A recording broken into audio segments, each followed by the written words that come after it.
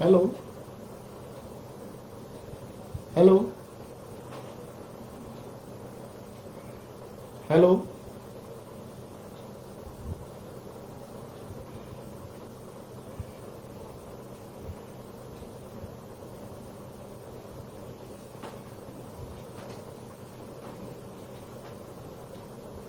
Hello आवाज येतोय?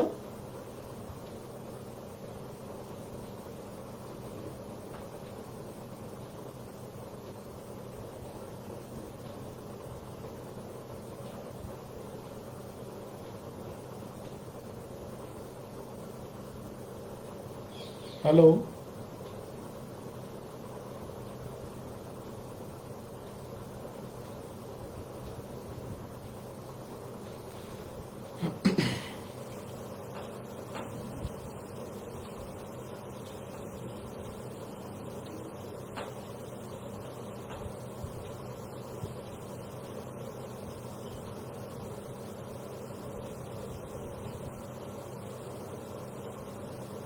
Hello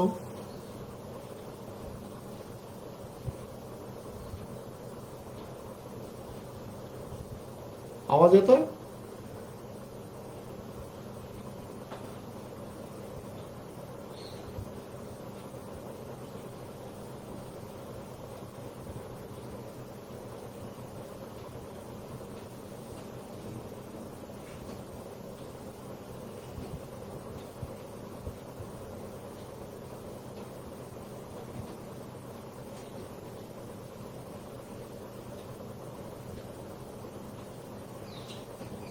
hello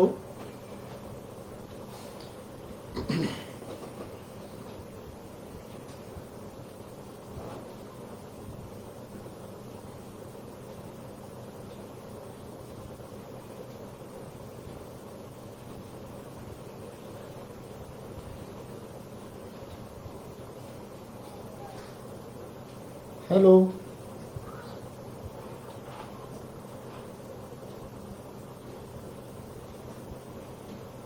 hello आवाज येतोय?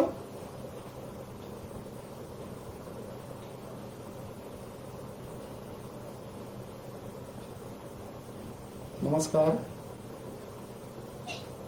साहिल बरकले आवाज येतोय?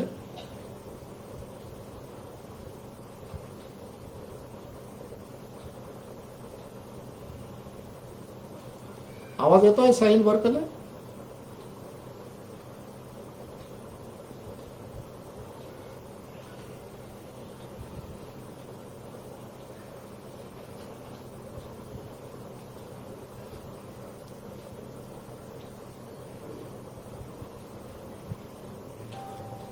आवाज येतोय?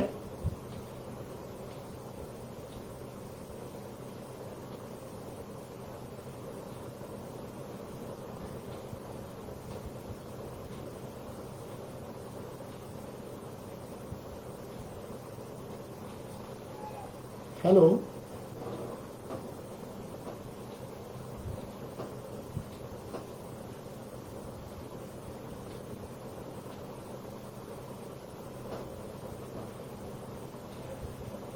हॅलो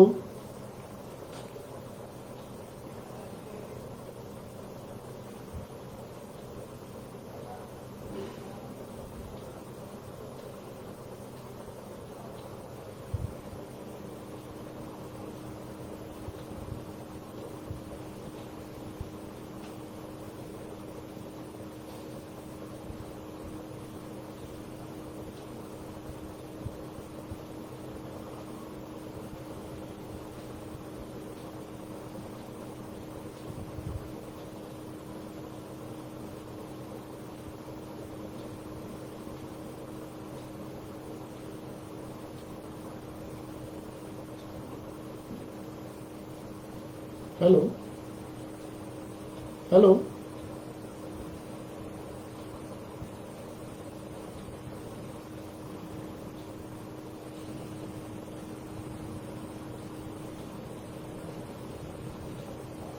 चालेल. आवाज येतोय क्लिअर? आवाज येतोय ना क्लिअर?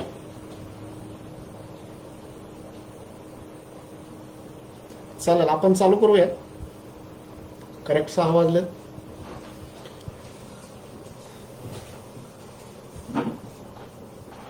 स्वराज्य देशा या पेजचे संचालक श्री मुरलीधरजी बेडगे सर, तसेच या पेजचे सहसंचालक प्राध्यापक शिवाजी बेडगे सर यांच्या संकल्पनेतून ह्या लॉकडाऊनच्या काळामध्ये ह्या स्वराज्य देशा पेजवर आपण आज भेटतो आहोत। यापूर्वी या पेजवर जवळजवळ 32 लोकांनी आतापर्यंत भेट दिली आणि आज सरांनी सांगितल्याप्रमाणे ही 33वी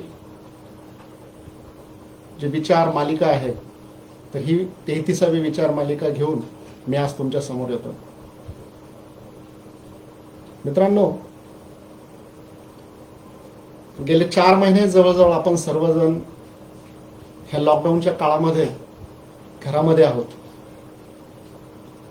आणि आपण जर बघितलं तर ह्या 4 महिन्यापूर्वी म्हणजे आपल्याला कोणाला असं वाटलंही नव्हतं की अशी काहीतरी परिस्थिती येईल आणि जे गतिमान असं आपलं जीवन होतं ते गतिमान जीवन एकदम थांबून जाईल, एकदम स्टॉप होईल, अशी कल्पना सुद्धा आपण कोणी केली नव्हती। किंबहुना 4 महिन्यापूर्वी जर आपल्याला कोणी असं म्हणालं असतं की असा एखादा दिवस येऊ शकतो, अशी एखादी वेळ येऊ शकते की ज्याच्यामध्ये सगळं जग थांबेल, तर आपण त्याच्यावर विश्वास ठेवला नसता, आपण त्याच्यावर म्हणजे आपल्याला ती तशी शंकाही आली नसती काही।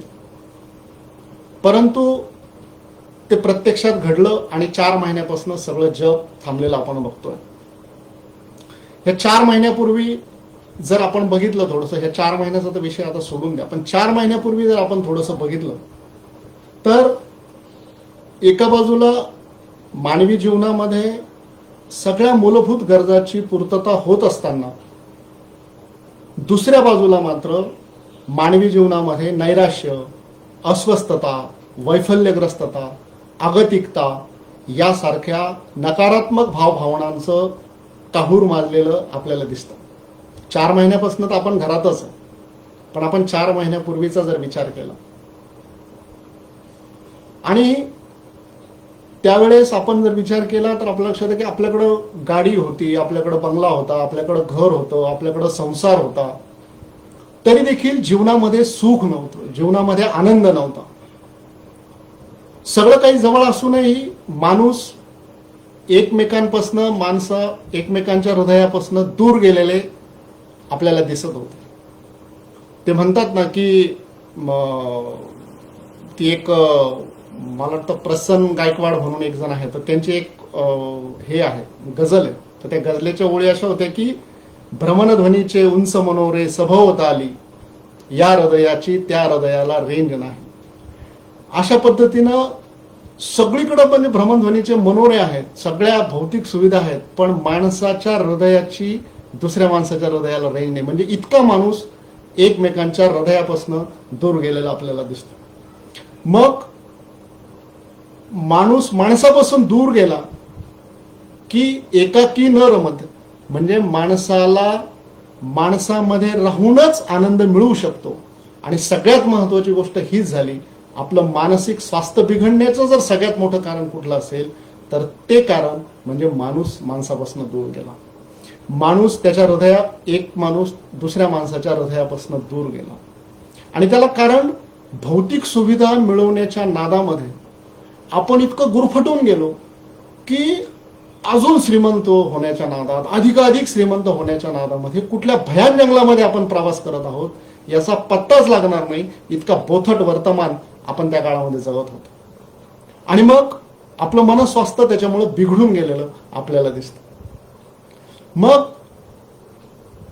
हे जे मनस्वास्थ्य आहे, हे मनस्वास्थ्य जर टिकवायचं असेल, हे मनस्वास्थ्य जर आपल्याला स्वस्थ ठेवायचं असेल, आपलं मन आपल्याला जर प्रसन्न ठेवायचं असेल, तर मग आपल्याला प्रश्न पडतो की हे जी गोष्ट दिसतच नाही तर तिच्यावर कसं काम करायचं। कारण आपल्याला माहिती आहे की आपले 5 ज्ञानेंद्रिय, 5 कर्मेंद्रिय आणि 11वं मन, मन सुद्धा आपलं इंद्रियच आहे। पण आपण आपल्या ज्ञानेंद्रियासाठी, आपण आपल्या कर्मेंद्रियासाठी जागरूक आहोत. पण जे न दिसणारं मन आहे, पण मानवी जीवनामध्ये सगळ्यात जास्त महत्वाचा अवयव जर कुठला असेल तर तो म्हणजे जो मन आहे. त्या मनाकडे लक्ष द्यायला मात्र आपल्याला त्या भौतिक सुविधांच्या मागे पळण्याच्या नादामध्ये आपल्याकडे तितका वेळच नव्हता. आणि म्हणून केवळ आणि केवळ त्या मनाकडे लक्ष न दिल्यामुळं आपलं मानसिक स्वास्थ्य बिघडलेलं आपल्याला दिसतं. मग आपल्याला आता असा प्रश्न पडेल की नेमकं हे मनस्वास्थ्य जर आपल्याला परत वापस आणायचं असेल तर मग आता याच्यावर कसं काम करायचं किंवा याला वापस कसं आणायचं. मग याच्यासाठी काही जंगलात जाऊन बसण्याची गरज आहे का, याला काहीतरी आपल्याला काही तप साधना असं काहीतरी खूप मोठं करावं लागेल का. कारण जे मोठमोठ्या लोकांना कळलं नाही, जे मोठमोठ्या संतांना ऋषींना जे मोठमोठे योगी होते त्यांनी त्या मनाचा शोध घेतला, वर्षानुवर्ष घेतला, परंतु जे त्यांना कळलं नाही मग ते आपल्याला कळेल का. मग त्याच्यासाठी आपल्याला काय करावं लागेल, आपल्याला काही जंगलात जाऊन बसण्याची गरज आहे का. तर मित्रांनो खरंच सांगतो इतकं काही करण्याची गरज नाही. आपली जी लोक मग आपल्याकडे संत असतील, आपले ऋषी असतील, आपल्याकडे मोठमोठे जे होऊन गेलेले महापुरुष असतील, हे महापुरुष ज्या मार्गाने चालले ह्या महापुरुषांचं बोट धरून आपल्याला त्यांच्या मार्गावर जर थोडंसं मार्गक्रमण करता आलं तर मला वाटतं आपण आपलं मनस्वास्थ्य परत वापस मिळवू शकतो. आणि म्हणून त्याला म्हणतात की यशपंथा यतत कर्म. ज्या मार्गावरनं आपले ऋषी गेले, ज्या मार्गावरनं आपले संत गेले, ज्या मार्गावरनं आपले महापुरुष गेले, त्या मार्गावरनं जर त्यांचं बोट धरून त्यांच्या बरोबर जर मला थोडंसं चालता आलं तर मला वाटतं त्यांच्यातलं जे मनस्वास्थ्य होतं ते मनस्वास्थ्य माझ्यामध्ये आपल्यामध्ये येण्यासाठी आपल्याला जास्त मेहनत घ्यावी लागणार नाही. फक्त आपल्याला त्यांचं बोट धरून चालावं लागेल. जसं एखादी गाडी जर बंद पडली तर त्या गाडीला दुसऱ्या गाडीला आपण टोचन करून नेतो. म्हणजे आपण काय करतो, त्या गाडीला स्वतःची स्पीड नाहीये बंद पडलेल्या, पण जी स्पीडनी चालणारी गाडी आहे, ज्या गाडीला गती आहे त्या गाडीच्या याच्यामध्ये आपण ते हुक अटकवतो आणि त्याच्याबरोबर ती गाडी चालते. म्हणून जर माझं मनस्वास्थ्य खराब असेल तर मला काय करावं लागेल, तर यशपंथा येतात कर्म. त्यांनी जो रस्ता दाखवला, त्यांनी जो मार्ग दाखवला त्या मार्गावर मला थोडंसं चालण्याचा प्रयत्न करावा लागेल आणि अर्थात त्यांचं बोट धरून चालण्याचा प्रयत्न करावा लागेल. आणि म्हणून तर आमचे तुकोबा माऊली म्हणतात मन करा रे प्रसन्न सर्व सिद्धीचे कारण. आणि म्हणून जर मी तुकोबा माऊलींचं बोट घेऊन त्या मार्गाने चाललो तर मला माझं मनस्वास्थ्य वापस मिळवण्याची म्हणजे मी ते परत वापस मिळवू शकतो किंवा थोडं तरी माझं मन प्रसन्न करू शकतो. आणि सगळ्यात मोठी गोष्ट ही आहे मित्रांनो की आपले जे शारीरिक रोग आहेत ते शारीरिक रोग औषधाच्या उपचाराने कदाचित बरेही होतील, परंतु मनाचा जे स्वास्थ्य आहे ते टिकून ठेवण्यासाठी आपल्याला जाणीवपूर्वक प्रयत्न करावे लागतील. आणि ते प्रयत्न करावे लागतील जाणीवपूर्वक आपल्याला त्या मार्गावर चालावं लागेल. कारण औषध उपचाराने तुमचं बाहेरचं जे शारीरिक आरोग्य आहे ते आपण ठीक ठेवू शकतो, पण मनाच्या आरोग्याचं काय. आणि नेमकं आपण ह्या धकाधकीच्या जीवनामध्ये, ह्या स्पर्धेच्या युगामध्ये, ह्या भौतिक सुविधांच्या मागं म्हणजे पळण्याच्या नादामध्ये आपण आपल्या मनाकडं बऱ्याच अंशी दुर्लक्ष, जो सगळ्यात महत्वाचा पार्ट मानवी जीवनामध्ये आहे त्याच्याकडे दुर्लक्ष झाल्याचं माझ्या सगळं ही गोष्ट सगळ्यांना लागू पडते. आणि म्हणून आपल्याला जर ह्या 4 महिन्याचा हा जो कालावधी मिळाला, ह्या कालावधीमध्ये जर मी त्या मनाला थोडंसं समजून घेण्याचा प्रयत्न केला, त्या मनाचं जर थोडंसं ऐकलं तर मला वाटतं बरेचशी उत्तरं आपल्याला सगळ्यांना मिळू शकेल. पण मुळात प्रश्न हा पडतो की हे मनाचं स्वास्थ्य नेमकं बिघडतं कशामुळं. जर आपल्याला ते कळलं तर त्याच्यावरचे उपाय आपल्याला म्हणजे सापडणं सोपं जाईल. आणि ते खरं म्हणजे उपाय आपल्याला सापडायचे आणि ते रोजच्या आपल्या दैनंदिन जीवनामध्येच आपल्याला त्याचे उपाय सापडणार. आपल्याला त्याच्यासाठी काही कुठेतरी बाहेर जंगलात दाढी वाढवून जाण्याची गरज नाही, त्याला कुठं खूप मोठी तप साधना करण्याची गरज नाही. तर आपल्याला दैनंदिन जीवनामध्ये, आपल्या दैनंदिन व्यावहारिक जीवनामध्ये त्याची उत्तर आपल्याला सहज सापडू शकते. फक्त गरज आहे आपल्याला थोडंसं त्या मनाचं ऐकण्याची आणि थोडंसं त्या मनाजवळ जाऊन बसण्याची. मग मुळात मुद्दा हा पडतो की मनस्वास्थ्य बिघडण्याचे नेमके कारण काय आहेत आणि ते कारणच मग त्याचे उत्तर आपल्याला त्या कारणात सापडतात. मग मला वाटतं जे काही मी थोडंफार वाचलं, जे काही थोडंफार अनुभवलं किंवा जे मोठमोठ्या लोकांचं आपण ऐकतो त्याच्यात सगळ्यात महत्वाचं मनस्वास्थ्य बिघडण्याचं कारण म्हणजे आपल्याकडं आपण काय करतो की अनएक्सपेक्टेड एक्सपेक्टेशन्स म्हणजे आपल्याला म्हणजे काय म्हणतो त्याला आपण एक अवास्तव अपेक्षा आपण लोकांकडनं ठेवतो आणि आपण आपल्याकडनं पण ठेवतो. आणि ज्यावेळेस त्या एक्सपेक्टेशन्स आपल्या वाढतात, समोरच्या व्यक्तीकडनं अवास्तव अपेक्षा आपल्या वाढतात, तेव्हा आपलं मनस्वास्थ्य बिघडतं. कारण काय होतं की प्रत्येक वेळेस आपण ज्या अपेक्षा आपल्याकडनं पण करतो, प्रत्येक वेळेस आपल्याला वाटत असतं की माझा अमुक परीक्षेत पहिला नंबर यावा, प्रत्येक वेळेस आपल्याला वाटतं की माझं मी जे काही स्पीच देणार आहे ते चांगलंच व्हावं, प्रत्येक वेळेस वाटतं की मी ज्यावेळेस स्पीच द्यायला जाणार आहे मला चांगलेच प्रेक्षक समोर असले पाहिजे, प्रत्येक वेळेस आपल्याला असं वाटतं की समोरच्याने माझं नेहमी ऐकलंच पाहिजे. म्हणजे इतक्या अवास्तव अपेक्षा आपल्या असतात आणि त्या अवास्तव अपेक्षा अवास्तवच असल्यामुळं त्या कधी कधी पूर्ण होत नाही. आणि त्या पूर्ण झाल्या नाही की प्रत्येक वेळेस आपलं मन मरतं आणि मन मरलं की मनाचं प्रसन्नता आपण घालवून बसतो.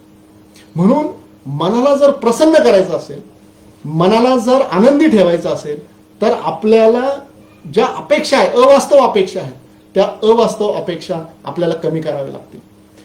त्या आपल्या स्वतःकडच्या पण ज्या अपेक्षा आहेत, स्वतःकडनं पण त्या पण अपेक्षा आपल्याला कमी कराव्या लागेल.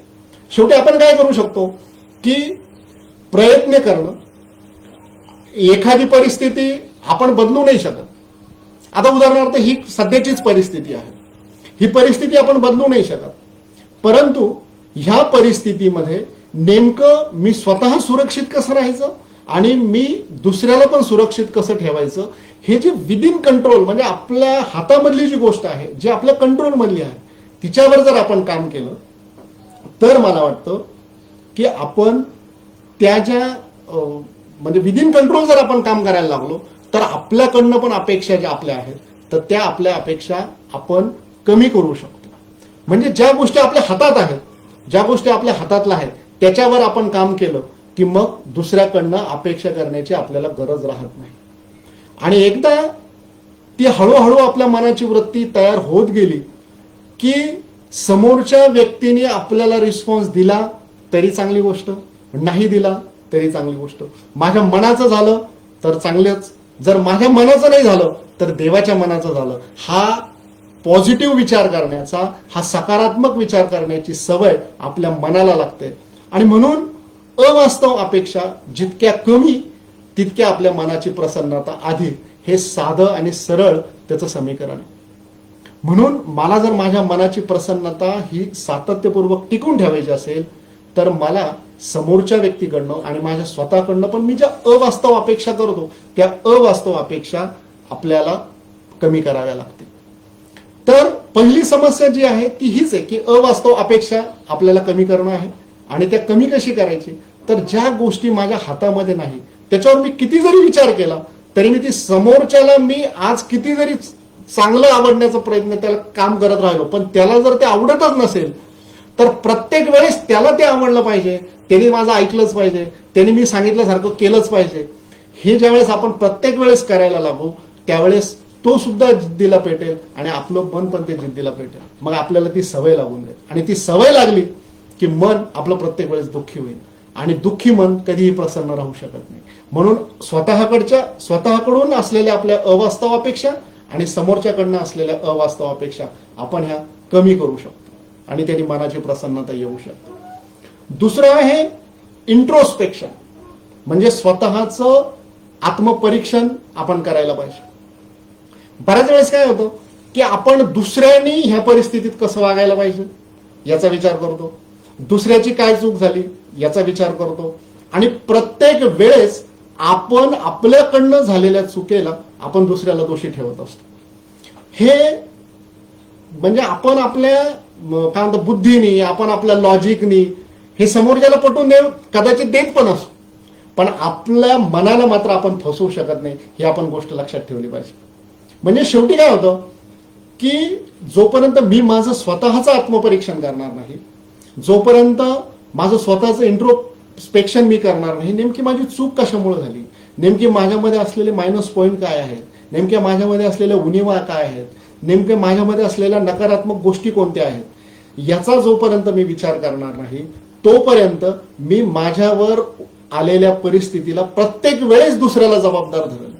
म्हणजे मी परीक्षेत नापास झालो तर शिक्षकांनी चांगलं शिकवलं नाही, त्यानंतर मला नेमकं त्यावेळेस जायलाच उशीर झाला, किंवा आमचा सिलेबसच पूर्ण झाला नव्हता, किंवा आनंद करणं आपण त्याला बुद्धीने शोधून काढू, लॉजिकली ते समोरच्याला पटेल पण त्यांनी माझ्या मनाचं स्वास्थ्य सुधारलं का? नाही. लॉजिकली समोरच्याला पटून किंवा न पटून त्याचा काही उपयोग नाही, पण माझ्या मनाला मी फसवलं आहे आणि त्यांनी माझं मनस्वास्थ्य बिघडणार आहे. माझं मन त्यांनी कधीही प्रसन्न राहू शकत नाही, कारण मला आतून माहिती आहे की मी अभ्यास केला नाही. मी करू शकलो असतो पण मी केला नाही. मला हे माझं मायनस पॉइंट आहे, मला हे समजलंच नाही. मला माझ्यामध्ये उणीवा आहेत. मला जास्त म्हणजे बैठक जी लागते अभ्यासाला ती बैठकच माझ्याकडनं होत नाही.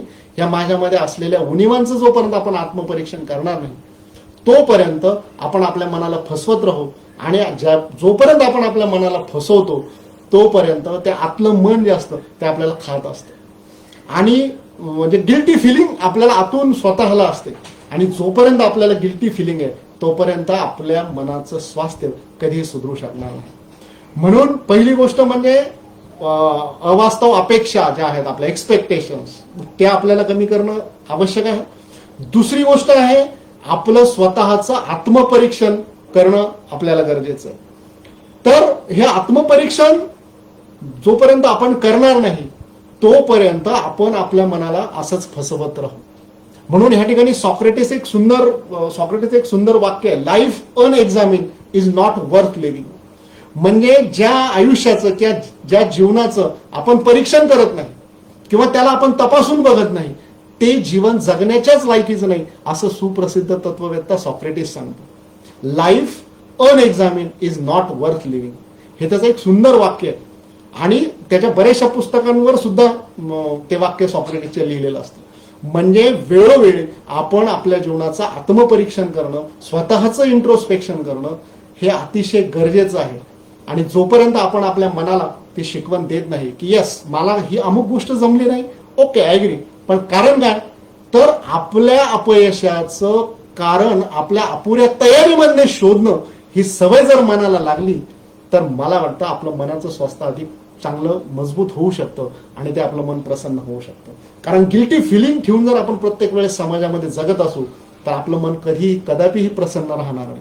आणि म्हणून एखादं अपयश मला आलं तर त्या अपयशाचं कारण काय, तर माझी अपुरी तयारी. हे अपयशाचं कारण एकदा जर मनाने उचललं तर मग आपण परत एकदा नवीन भरारी घेण्यासाठी फ्रेश मनाने आपण त्याला सामोरं जाऊ शकतो. परंतु जोपर्यंत आपण माझ्या अपयशाचं कारण हे दुसरं कोणीतरी आहे हे जोपर्यंत आपली बुद्धी आणि आपलं मन उचलेल तर आपलं मन स्वतःला गिल्टी समजत राहील, आपण आपल्या मनाला फसवत राहू आणि आपण कधीही मन आपलं प्रसन्न राहणार नाही. म्हणून माझ्या अपयशाला मी जबाबदार, माझ्या अपयशाचं कारण माझी अपुरी तयारी, हे जर आपण मनाला सतत सांगितलं तर आपल्याला तिथं सुधारणेला वाव असतो आणि आपलं मन अधिक प्रसन्न होऊ शकतं. म्हणून पहिलं अवास्तव अपेक्षा आपल्याला कमी करायच्या. दुसरी गोष्ट आपल्याला स्वतःच्या जीवनाचं आणि आपल्या आयुष्याचं आत्मपरीक्षण सतत करत राहायचं दरवर्षी. जसं एखादी मोठी कंपनी असते आणि त्यांचं पूर्ण एक मॅनेजमेंट टीम असते, तर कंपनीला फायदा जरी झाला तरी ते नेमकं कुठल्या गोष्टीवर आपण काम केलं तर त्याचं जसं एक रिव्ह्यू दरवर्षी त्यांची मॅनेजमेंट कमिटी घेत असते. तर तशा आपल्या जीवनाचं आपल्या आयुष्याचं आपणच मॅनेजमेंट कमिटी आहे स्वतः. तर आपण प्रत्येक वर्षी मी तर म्हणतो वाढदिवस आपला तो चांगला दिवस आहे की मी मागचं वर्षभर कसं जगलो होतो याचं आत्मपरीक्षण करण्याचा दिवस खरं म्हणजे वाढदिवस आहे. आणि त्या वाढदिवसाच्या दिवशी आपण ते आत्मपरीक्षण करतो का, तर ते मला वाटतं अतिशय महत्वाचं आहे. म्हणून आपल्या अवास्तव अपेक्षा आणि दुसरी गोष्ट म्हणजे आपल्या जीवनाचं इंट्रोस्पेक्शन हे अतिशय गरजेचं. तिसरी गोष्ट, मनाला जर आपल्याला सतत प्रसन्न ठेवायचं असेल तर सातत्यपूर्वक आपण काहीतरी शिकत राहिलं पाहिजे. Continuous learning. जर आपण बघितलं ना, जी मोठी लोक जी आपण बघतो की जी यशस्वी झाली, ही लोक त्यांच्या आयुष्याच्या प्रत्येक टप्प्यावर काहीतरी नवीन शिकत राहिलेली आपल्याला दिसतं. त्याच्यामध्ये तुम्ही कुठल्याही मोठ्या माणसाचं उदाहरण आपलं जो कोणी आयकॉन असेल तर त्या आयकॉनला तुम्ही डोळ्यासमोर आणा आणि आपल्याला लक्षात येईल की ती वयाच्या कितव्या वर्षापर्यंत ती लोक शिकत होते. त्यांनी काय होतं की नवीन गोष्टी शिकण्यामध्ये आपल्या मनाला प्रसन्नता येते. आणि त्याचं सगळ्यात महत्वाचं कारण काय, तर त्या नवीन गोष्टी करत असताना मी हे करू शकतो, मी हे बदलवू शकतो, मला हे जमवू शकतं, मी याच्यामध्ये बदल घडवू शकतो, हा आत्मविश्वास सातत्यपूर्वक आपल्यामध्ये एक निर्माण होत असतो आणि तो आत्मविश्वास आपल्या मनाला प्रसन्न ठेवतो. आणि म्हणून आपल्याला जर मन प्रसन्न ठेवायचं असेल तर आपल्याला सातत्यपूर्वक शिक्षण हे सतत घेत राहिलं पाहिजे, हे मात्र आपण लक्षात ठेवायला पाहिजे. काही का असं ना, माझा वैयक्तिक छंद असेल, माझी एखादी नवीन मी कंपनीमध्ये काम करतो तर त्या कंपनीमध्ये लागणारी मला एखादी नवीन स्किल असेल, कम्प्युटरच्या संदर्भातली एखादी नवीन स्किल असेल, किंवा अजून मी ज्या क्षेत्रामध्ये काम करतो त्या क्षेत्रामध्ये मी जर समजा गायक असेल तर मला एखादा राग म्हणजे जमत नाहीये तर तो राग मी शिकण्याचा प्रयत्न करतो आहे की नाही, किंवा त्याच्यामधलं नवीन एखादं वाद्य आहे ते वाद्य मी शिकण्याचा प्रयत्न करतो, किंवा ज्या क्षेत्रामध्ये असेल त्या क्षेत्रामधलं कंटिन्युअस सातत्यपूर्वक शिकत राहणं, नवीन काही म्हणजे आपण जे म्हणतो ना की माणूस हा अजन्म विद्यार्थी असतो, तर तो अजन्म विद्यार्थी राहण्याचा आनंद आपलं मन प्रसन्न ठेवू शकतो. छोटं मूल बघा तुम्ही, ज्यावेळेस ते नवीन नवीन चालायला शिकत असतं तर ते कितीतरी वेळेस पडतं, कितीतरी वेळेस ते धडपडतं, कितीतरी वेळेस ते ठेचकाळतं, त्याला लागतं कितीतरी वेळेस, तरी देखील ते परत नवीन उत्साहाने ते येतं. त्याचं कारणच काय, ते प्रसन्न मनाने परत त्याला सामोरं जातं. त्याचं कारण असतं की ते नवीन गोष्ट शिकत असतं. आणि म्हणून ज्या वेळेस आपण नवीन गोष्ट सातत्यपूर्वक शिकतो त्यावेळेस आपल्या मनाला प्रसन्नता येते आणि आपण आपलं मन प्रसन्न ठेवू शकतो. म्हणून अवास्तव अपेक्षा, दुसरं गोष्ट म्हणजे आपल्या जीवनाची इंट्रोस्पेक्शन, आपल्या जीवनाचं सातत्यपूर्वक तपासणी, आणि तिसरी गोष्ट म्हणजे कंटिन्युअस लर्निंग. चौथी गोष्ट आहे ती कंपॅरिझन करणं. आपण काय करतो, दुसऱ्याबरोबर आपल्या जीवनाला कम्पेअर करतो, तर ती तुलना आपण दुसऱ्याबरोबरच्या जीवनाचे सातत्यपूर्वक करतो, ती टाळली पाहिजे. आपण काय करतो, आपण ज्या व्यवसायामध्ये आहे, समजा कंपनीत आहे, व्यवसायात आहे, किंवा कुठल्याही आपण प्रोफेशनमध्ये आहोत, तर आपण नेहमी सातत्यपूर्वक आपली तुलना दुसऱ्याबरोबर करत असतो. त्याला किती चांगलं गाता येतं, तो त्याच्याकडे अमुक गाडी आहे, त्याला किती चांगलं खेळता येतं, त्याला किती चांगलं बोलता येतं, त्याला किती चांगलं पोहता येतं. प्रत्येक वेळेस आपण आपली तुलना जर दुसऱ्याच्या बरोबर करायला लागलो, दुसऱ्या व्यक्तीबरोबर करायला लागलो, तर त्याने आपल्या मनाची प्रसन्नता आपण घालवून बसतो. म्हणून ज्यावेळेस भगवंतानी मला बनवलेलं आहे तर I am the unique identity, मी एक युनिक देवाने मला बनवलेला आहे, आणि दुसरा पण जो बनवलेला आहे तो पण युनिक बनवलेला आहे. म्हणून त्याच्याकडं असलेली शक्ती, त्याच्याकडे असलेली बुद्धी, त्याच्यामध्ये आणि माझ्याकडे असलेली शक्ती आणि माझी बुद्धी, ह्या दोन्हीमध्ये पण तो फरक आहे. कारण देवाने त्याला वेगळं बनवलेलं आहे, मला वेगळं बनवलं. मग जर दोघांनाही जर युनिक बनवलेलं असेल तर तो जर एका कामासाठी जन्माला आला असेल तर अर्थात मी दुसऱ्या कामासाठी जन्माला आलेलो आहे. म्हणून ही जी अनावश्यक तुलना आहे, ही तुलना अनावश्यक स्पर्धा निर्माण करते आणि अनावश्यक स्पर्धा मनाची प्रसन्नता घालवून बसते. म्हणून मला जर माझं जीवन सातत्यपूर्वक माझं मन प्रसन्न ठेवायचं असेल तर मला अननेसेसरी तुलना ही टाळायलाच हवी. बऱ्याच वेळेस पालक म्हणून सुद्धा आपण आपल्या मुलाची तुलना दुसऱ्या मुलाबरोबर करतो, आपल्याच मुलाबरोबर. मला वाटतं ते सुद्धा अतिशय चूक आहे. कारण आपण जर आपल्याच एका मुलाची तुलना दुसऱ्या मुलाबरोबर करायला लागलो तर कुठल्या तरी एका मनाचा अहंकार आपण वाढवतोय आणि दुसऱ्या मनाचा न्यूनगंड आपण वाढवतो. इतकं म्हणजे ही सूक्ष्म गोष्ट आहे. आणि म्हणून होऊच तर म्हणजे मी तर म्हणतो नाहीच, आपण आपली तुलना कधीही दुसऱ्या व्यक्तीबरोबर करायची नाही. हे मनाला प्रसन्न ठेवण्याचं अतिशय उत्तम साधन.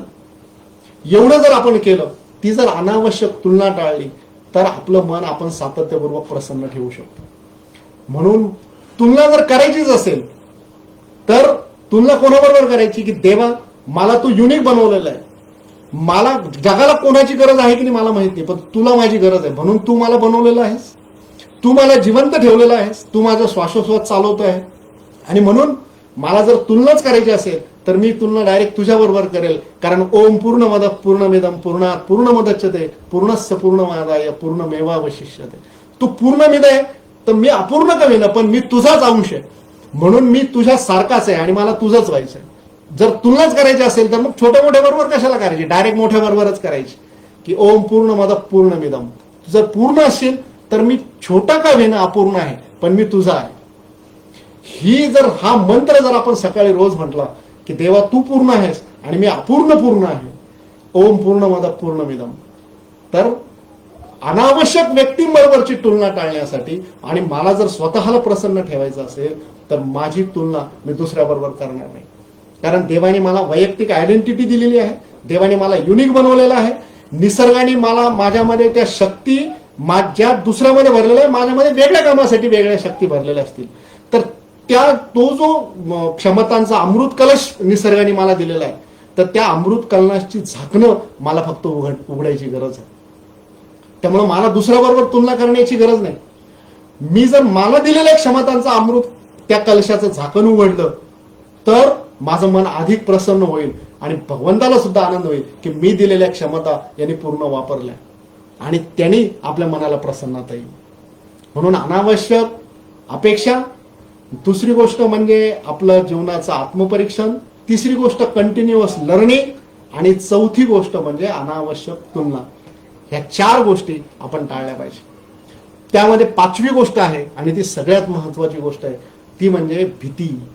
आपण आपल्या जीवनामध्ये अतिशय सातत्यपूर्वक कुठली तरी फिअर घेऊन म्हणजे फिअरलेस मेंटॅलिटी आपण जगत असतो. जितकं आपलं जीवन भीतीयुक्त असेल तितकी आपली मनाची प्रसन्नता कमी राहील, तितकं आपलं मन प्रसन्न राहू शकणार नाही. जर सातत्यपूर्वक तुम्ही भीती घेऊन जगत असाल, अमुक झाला आता म्हणजे आता कोविड आला आता काय होईल, मला जर कोविड झालं तर काय होईल, त्यानंतर अमुक मी जर आता साहेबांकडे उशिरा गेलो तर काय होईल, म्हणजे आपल्याला प्रत्येक वेळेस मनामध्ये ती भीती असते. कुठल्याही कोणाला जर काय आता बाबा मी जर काय गेलो माझं गाणं चुकलं काय होईल, मला परीक्षेत कमी मार्क पडले काय होईल, म्हणजे सातत्यपूर्वक काम करण्याच्या पूर्वीच परिणामाची चिंता करायची आणि एक अनामिक भीती मनामध्ये घेऊन आपण जर सातत्यपूर्वक आपल्या व्यावहारिक जीवनामध्ये जर वावरत असू तर आपलं मन कसं प्रसन्न राहील. साधा सरळ आहे. ज्या माणसाच्या मनामध्ये भीती आहे तो माणूस कधीही प्रसन्न राहू शकत नाही. आणि भीती कशातून येते तर भीती येते दुर्बलतेतून. मी जर कोणासमोर जर लाचार झालेला असेल, मी जर कोणाचं फुकटचं घेतलेलं असेल, मी जर कोणासमोर दीन दुबळा म्हणून जगत असेल तर माझ्या जीवनामध्ये भीती येते.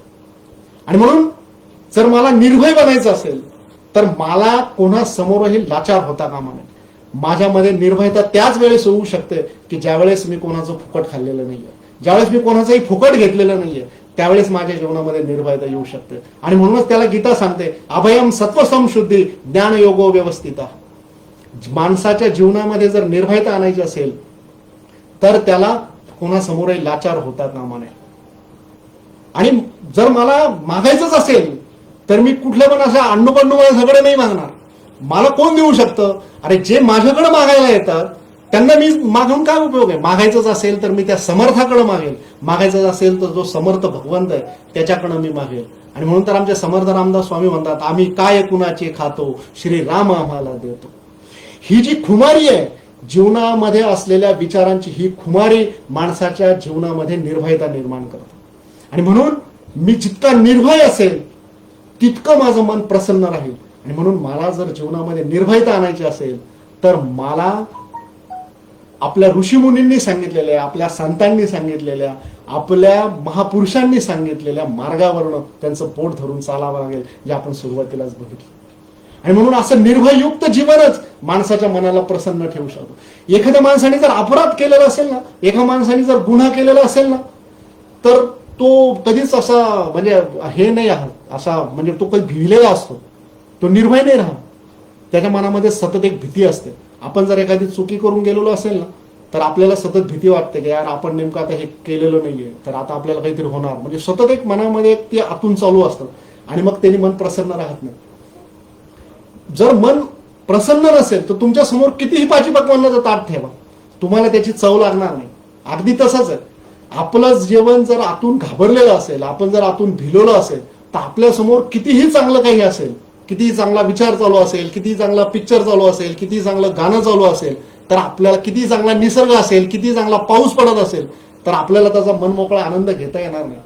कारण आनंद घेण्याची आणि तो जो आनंद आहे तो आनंद मिळवण्याचं जे म्हणजे त्याचा अनुभूती घेण्याचं जी जागा आहे तो बुद्धीने नाही घेऊ शकत, तो मनाने घ्यावा लागतो आणि त्याच्यासाठी मन प्रसन्न असावं लागतं.